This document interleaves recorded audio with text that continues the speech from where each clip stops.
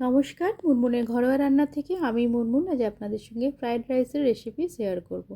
আমি কখন নুন আর চিনিটা ফ্রাইড রাইস বানাতে গেলে দিই, যার জন্য এটা একদম পারফেক্ট তৈরি হয়, সেই রেসিপিটা আপনাদের সঙ্গে শেয়ার করব। আমি এখানে ভেজিটেবল নিয়েছি, আপনারা আপনাদের পছন্দ মতো ভেজিটেবল নিয়ে নেবেন। ব্রকলি নিতে পারেন, বিট নিতে পারেন, মাশরুম নিতে পারেন। আমি আমার ইচ্ছা মতো সবজি নিয়েছি।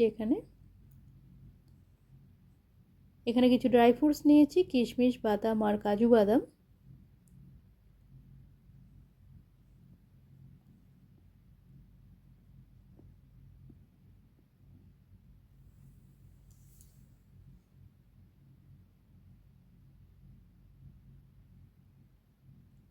চাল নিয়েছি, বাসমতি চাল। চালটা ভালো করে ধুয়ে নিয়ে আধ ঘন্টার মতো জলে ভিজিয়ে রাখবো। আগে ভালো করে দুবার জল পাল্টে এটা ধুয়ে নেব, তারপরে ভিজিয়ে রাখবো। ভিজিয়ে রাখার পরে ধুতে গেলে চালটা নরম হয়ে যায়, তখন আর ভেঙে যাওয়ার চান্স থাকে। তাই আগে ভালো করে চালটা ধুয়ে নেব, দুবার জল পাল্টে পাল্টে দিয়ে আধ ঘন্টার মতো জলে ভিজিয়ে রাখবো। আমি এখানে বিনসগুলো কেটে ধুয়ে টুকরো করে নিয়েছি, ফুলকপি নিয়েছি, ক্যাপসিকাম নিয়েছি, এরকম পাতলা পাতলা করে কেটে নিয়েছি। সব সবজিগুলো কেটে ভালো করে ধুয়ে নিয়েছি। গাজর নিয়েছি,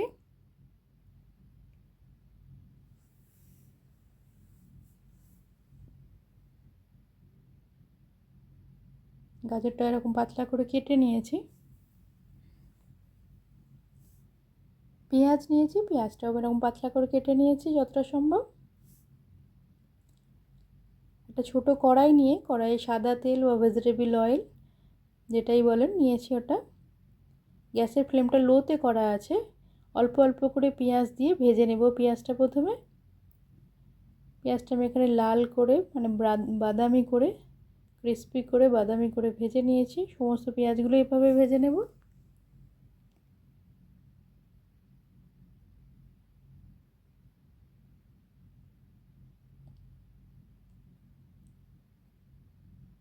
একদম ক্রিস্পি ক্রিস্পি হয়, পেঁয়াজের বেরেস্তাও বলে এটাকে। বাদামগুলো ভেজে নিলাম, লাল করে ভেজে তুলে নিলাম। ডেকচিতে জল দিয়ে জলটা গরম হলে আমি তেজপাতা দিয়েছি দুটো, আর বাসমতি চাল যেটা ভিজিয়ে রেখেছিলাম ওটা দিয়ে দিলাম। অনেকেও এই সময়তে নুন আর চিনিটা অ্যাড করে দেন, যার জন্য গড়বড় হয়ে যায়, কারণ চালটা থেকে কতটা ভাত হবে বা এখন জলও থাকে, তাই আইডিয়া করা যায় না, নুন চিনিটা বেশি হয়ে যায় কম হয়ে যায়। হাফ চামচের মতো সাদা তেল দিয়েছি। ভাতটা এখানে 80% মতো কুক হয়েছে। ভাতটা নামিয়ে নিলাম। একদম দেখুন ঝরঝরে তৈরি হয়েছে, ফ্যানটা বার করে দিয়েছি। একদম ঝরঝরে ভাত তৈরি হয়েছে। ভাতের পরিমাণটা এখন বোঝা যাচ্ছে কতটা ভাত হয়েছে, আর ভেজিটেবলটা আমরা দেখতে পাচ্ছি। তাই এই সময় এসে নুনটা অ্যাড করলে একদম পারফেক্টভাবে এটা তৈরি হয়। স্বাদ মতো নুন দিয়ে দিলাম, চিনি দিয়ে দিলাম। ভাতটা একদম পুরো গরম আছে, তাই চিনিটাও সুন্দরভাবে মিশে যাবে ভাতের সঙ্গে। তাই এই সময় নুন চিনিটা দিলে একদম পারফেক্ট তৈরি হয়। ভাতটা এভাবে ঝাঁকিয়ে নিলাম, সুন্দরভাবে নুন আর চিনি ভাতের সঙ্গে মিশে যাবে। ভাত তৈরির সময় নুন চিনিটা দিলে অনেক সময় গড়বড় হয়ে যায়, বেশি হয়ে যায় কম হয়ে যায়। আর চিনি ফ্রাইড রাইসে পরে অ্যাড করলে একদমই খারাপ হয়ে যায়, চিনি দানা দানা থাকে, একদম পুরো ফ্রাইড রাইসটাই খেতে খারাপ হয়ে যায়।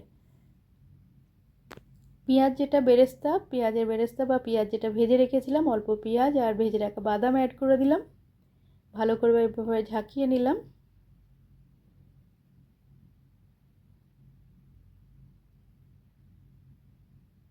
ঢাকা দিয়ে রাখলাম। বিনসগুলো ভেজে নিলাম। গ্যাসের ফ্লেমটা লোতে করা আছে।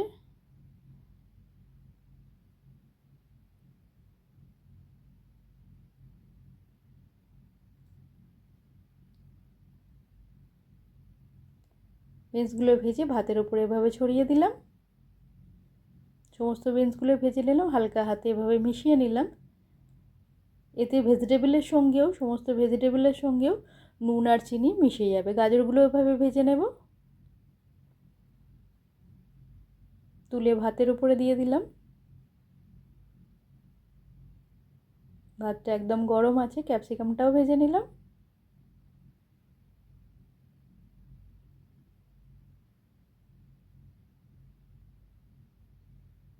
ভাতের উপর ছড়িয়ে দিলাম। আপনারা চাইলে প্রতিবারই হালকা হাতে মিশিয়ে নিতে পারেন, আমি একবারে মিশিয়েছি। ফুলকপিগুলো সুন্দর লাল লাল করে ভেজে নিলাম।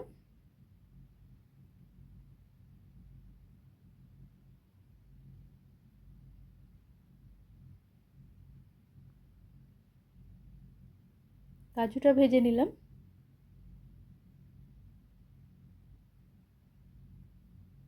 ভাতের ওপর দিয়ে দিলাম, হালকা হাতে মিশিয়ে নিলাম। সবজির সঙ্গে নুন চিনিটা খুব সুন্দরভাবে মিশে যাবে। ভাতগুলো দেখুন, দেখেই বুঝতে পারছেন একদম ঝরঝরে হয়েছে। একটা বড় কড়াই বসিয়ে ঘি দিলাম, ঘিয়ের পরিমাণটা আপনারা চাইলে বাড়াতে পারেন। গরম মশলা দিয়ে দিলাম, গোটা গরম মশলা, ছোটো এলাচ আর বড় এলাচটা থেতো করে দিয়েছি। ভাতটার ভেজিটেবলটা হালকা হালকা করে অল্প অল্প করে দিয়ে ভালো করে মিশিয়ে নেব ঘিয়ের সঙ্গে।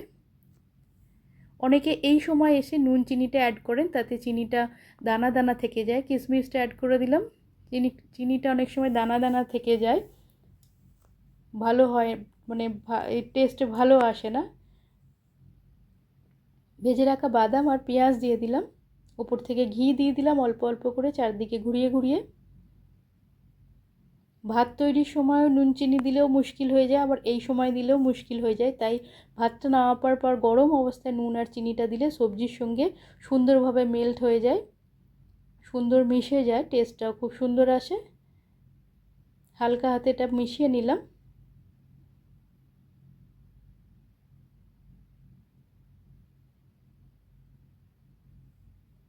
আবার ওপর থেকে পেঁয়াজ, ভেজে রাখা পেঁয়াজ বা পেঁয়াজের বেরেস্তা দিয়ে দিলাম।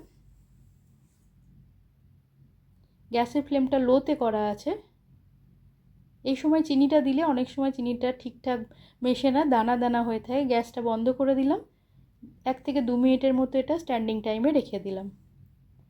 হয়ে গেছে ফ্রাইড রাইস, একদম পারফেক্ট নুন আর চিনির ব্যালেন্স সহ।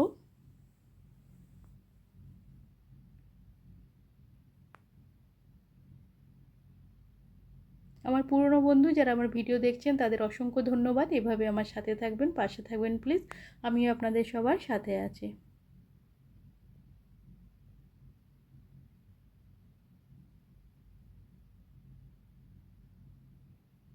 কমেন্টের মাধ্যমে জানাবেন আমার আজকের এই রেসিপিটা আপনাদের কেমন লাগলো। যদি ভালো লেগে থাকে একটা লাইক আর বন্ধুবান্ধবের মধ্যে শেয়ার করার অনুরোধ রইল। খুব সুন্দর গন্ধ বের হচ্ছিল।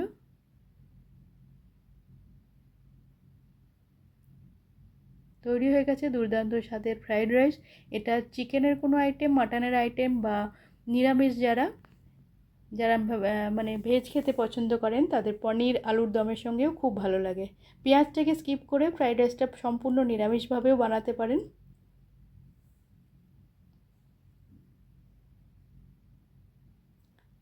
ফ্রাইড রাইস বানাতে গেলে যেটা প্রবলেম হয়ে যায়, নুন আর চিনির পরিমাণ আর পরিমাপটা। আপনারা যদি ভাত তৈরির সময় বা ঘিয়ে মেশাবার সময় না দিয়ে আমি যখন দিলাম ওইভাবে বানান, একদম পারফেক্টভাবে এটা তৈরি হবে। নুন আর চিনি একদম ঠিক হবে। আর খুব সুন্দর ঝরঝরে ভাতটা তৈরি হয়েছে দেখুন।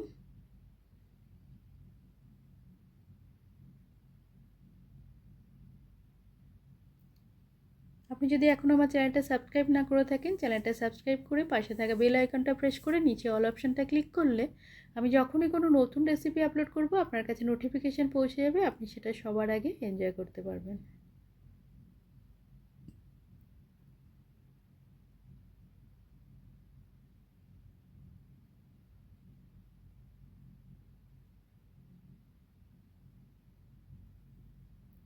আপনি যদি পারফেক্টভাবে ফ্রাইড রাইস বানাতে চান আমার এই রেসিপিটা ফলো করুন। আমি যখন নুন চিনি দিলাম যেভাবে তৈরি করলাম ওভাবে তৈরি করে দেখুন, একদম সুন্দর তৈরি হবে।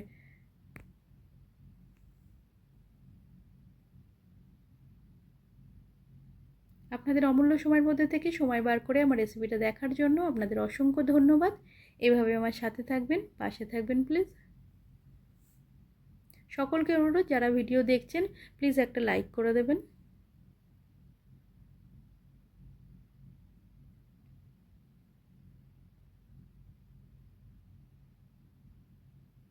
একদম সুন্দর দেখুন ঝরঝরে ভাতটা তৈরি হয়েছে,